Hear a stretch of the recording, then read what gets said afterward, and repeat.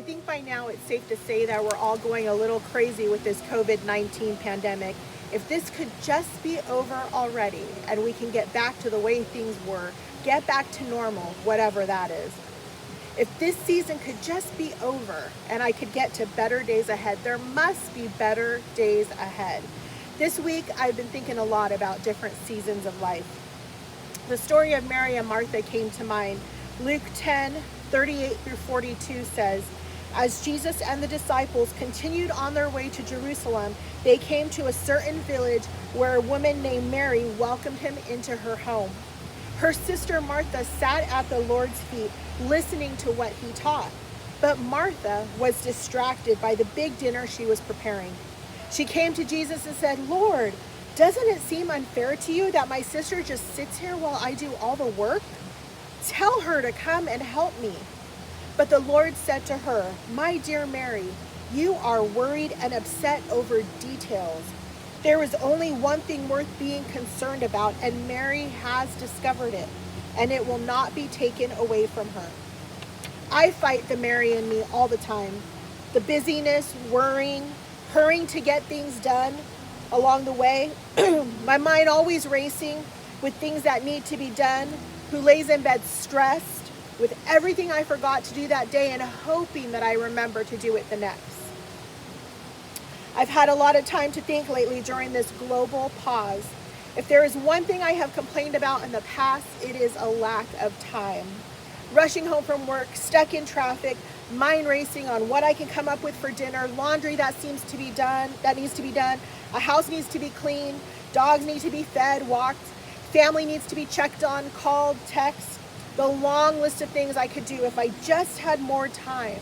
If only I had more time, I would call this person or spend time with that person.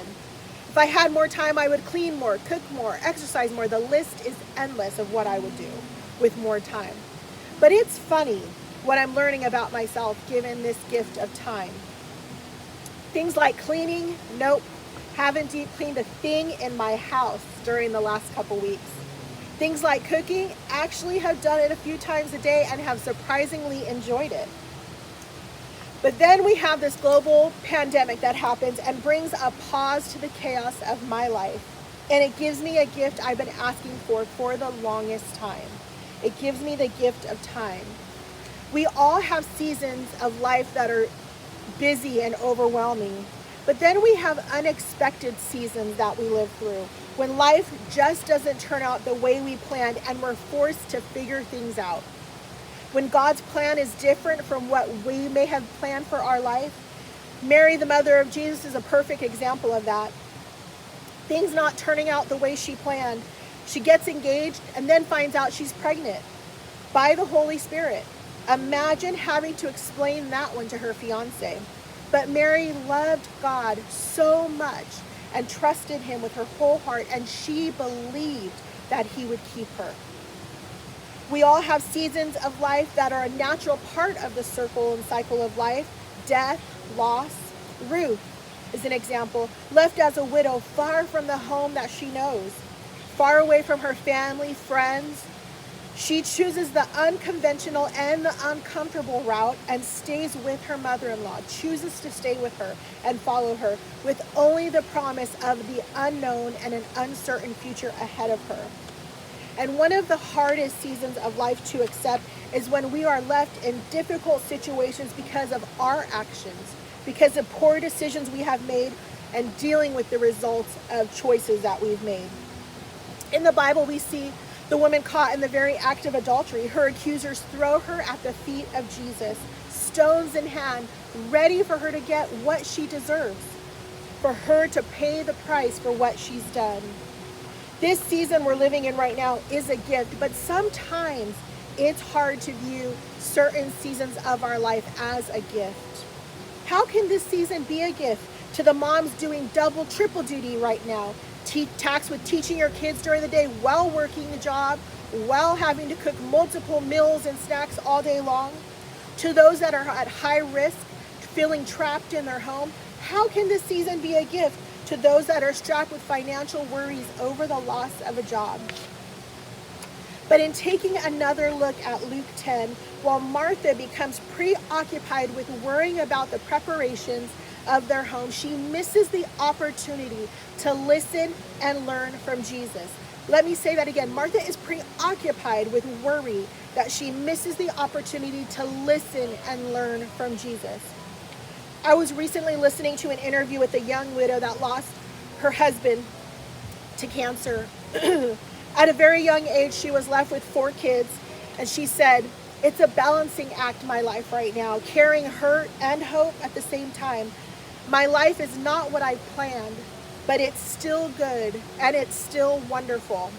To hear her say that blew me away. What a perspective, to find beauty in the midst of heartbreak, in the midst of devastation, in the midst of loss, and even in the midst of ordinary days.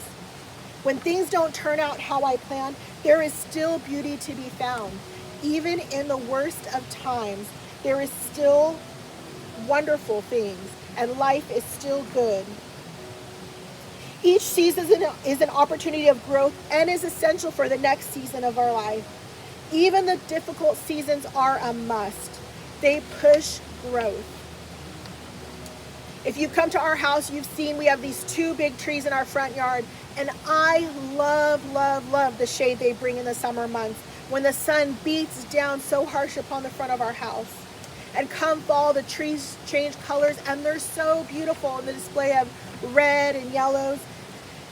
But then the leaves start to fall, and the leaves are everywhere, and as soon as we rake them up, there's more, and it's just endless. Then comes winter, and the tree starts to drop these little balls that I slip on all the time, and they drive me crazy. But a few weeks back, I was sitting on my front porch, and we had this, looking at these bare trees, and I saw this little spring of green, and I thought, finally, the hope of spring. It was like in my soul. I was like, yes, it's finally coming. After 7 years in our house, we were recently doing some landscaping, which to the west, if you don't know us very well, that means we're basically just pulling everything out of our yard. With no plan, no idea what to do. So we were doing some landscaping in the front of our house, and I pulled out this tall post that was next to one of the trees. And for the longest time, it didn't make sense to me. I couldn't connect why this post was next to this tree, why it was even there. But then, walking around my neighborhood, I noticed a neighbor down the street had planted a new tree. And it was a small sapling. And they had put a tall post next to the tree and attached it with a cable. And I thought, oh, that's to help it stand straight. That's to help it help guide the growth. And if you come to my house today, you'll still see a cable hanging from one of the tall branches pretty high up. I haven't gotten around to taking that off just yet. But it's hard to imagine looking at the trees in my yard and even the trees around me that they all started with a small seed. And then from there, the seed grew into little sprouts and then became a sapling. And finally, as I see all around me, they become mature trees. Ecclesiastes 3 says there's a time for everything. Everything has a season. Good seasons, bad seasons, productive seasons, growth seasons, and seasons of decline, seasons of mourning and grief, seasons of laughter and jubilee, seasons where there are more obstacles than opportunities, often followed by seasons where we can't seem to find time for all the opportunities. There are seasons of stretching where God seems to shape something new in our hearts, and we often don't know what that new is until we enter another season. Seasons of passionate growing love and tough seasons where love is tested. Seasons where you're more the leader and seasons where you're more being led. Seasons of blessings and seasons of wondering, where are all those blessings that others seem to be experiencing? There are seasons of discovery and seasons where we get to invest what we have discovered into others while we keep discovering something new. Parents have lots of seasons. The seasons where you never seem to get a break and you can't get everything done and your kids are driving you crazy. Some days you just need a good night's rest. And then seasons where the house seems empty and you long for cluttered floors and toys again. God created different seasons in our lives to shape us, to help us deal, and to create in us who He intended us to be. He uses seasons to show us that he is good and he makes everything beautiful in his own time. Seasons, good and bad, are ways for God to capture our hearts and our faith. Sometimes it's hard to live in a season and find the beauty in it and enjoy the fullness of the season. But God tells us there is a purpose for every season in our life. 2 Corinthians 12, I'm using the Message translation. Paul is talking about finding strength in weakness. He says, I was given the gift of a handicap to keep me in constant touch with my limitations. Satan's angel did his best to get me down. What he in fact did was push me to my knees. No danger then of walking around high and mighty. At first, I didn't think of it as a gift, and I begged God to remove it. 3 times I did that, and God told me, my grace is enough. It's all you need. My strength comes into its own in your weakness. Once I heard that, I was glad to let it happen. I quit focusing on the handicap and began appreciating the gift. It was a case of Christ's strength moving in on my weakness. Now I take limitations in stride and with good cheer. These limitations cut me down to size, abuse, accidents, opposition, bad breaks. I let Christ take over in my life, and the weaker I get, the stronger I become. In seasons of weakness and hardship, despair, loss, that is when God shines through us. Those are the times where we rely on his strength and not on ourselves. The tree must go through each stage of growth to fully develop. There is value to be found in each stage. It is impossible for a tree to jump from a small seed to a fully mature tree, but instead it is a process over time. Time for its roots to bury itself deep into the earth and for the branches to shoot straight towards the sky. Growing up, I remember camping every summer. We would head to the big redwoods, these big forests, redwoods everywhere. And I remember they would have these massive redwood trees with holes cut out, paths down the middle that you could walk through, and even some that were so big you could drive a car through. And I remember I would go out and I would stand next to these redwood trees and I would look up and I would try to see the tops of them. And they were so tall, you couldn't even see the tops of them. Imagine the storms those trees have weathered, how the changing seasons have strengthened its roots, how allowing the dead leaves to fall has made room for new growth. Let us find the beauty in each season of life.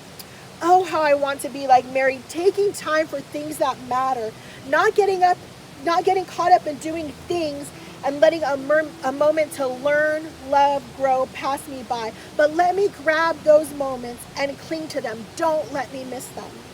Let me be like Mary, the mother of Jesus, trusting God and letting his plan be fulfilled in my life.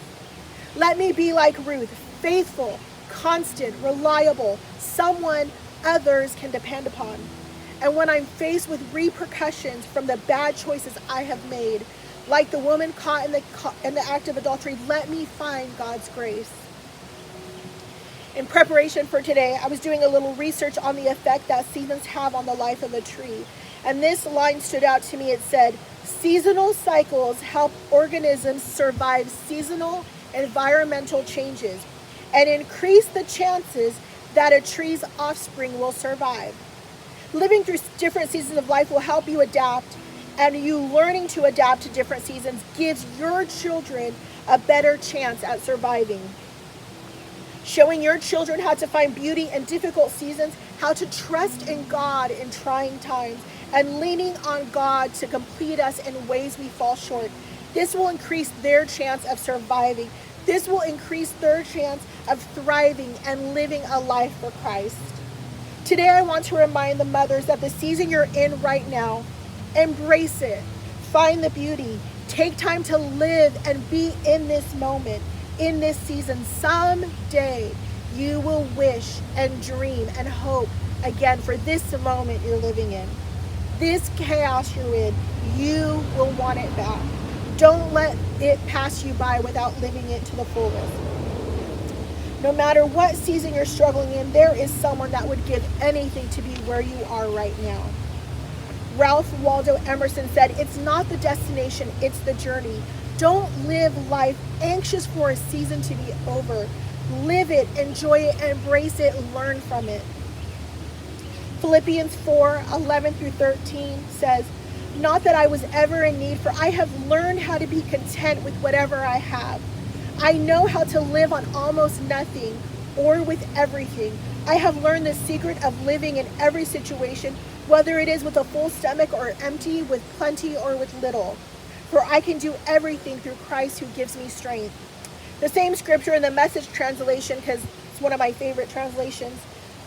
"I've learned by now to be quite content whatever my circumstances. I'm just as happy with little as with much as with little. I found the recipe for being happy, whether full or hungry, hands full or hands empty. Whatever I have, wherever I am, I can make it through anything in the one who makes me who I am."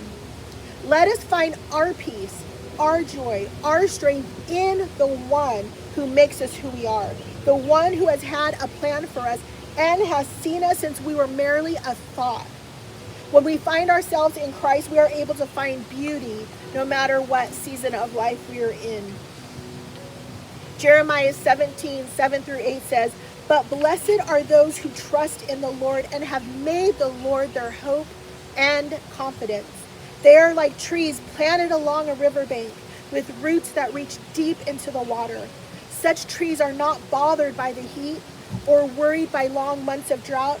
Their leaves stay green and they never stop producing fruit." Those who trust in the Lord will not fear the changes or seasons that come. They will not worry, for their trust is in Him. Finding the gift in every season of our life, even the worst season of life, there is good to be found. Embrace every season as you allow God's plan to unfold in your life, and don't miss the beauty of each and every season. Love more, give more, pray more, encourage others more. Hope Center, to our Hope Center ladies, I love you so much, and we miss you more than you know. Happy Mother's Day to all the mothers and those that have played a role of a mother in the lives of those around you. And though it may be different, though this Mother's Day may look different from ones we've celebrated in the past, let's embrace the beauty of it, and don't forget to take an opportunity to call someone, show love towards someone, surprise someone with something to show gratefulness and appreciation for the impact that the mothers have had in your life.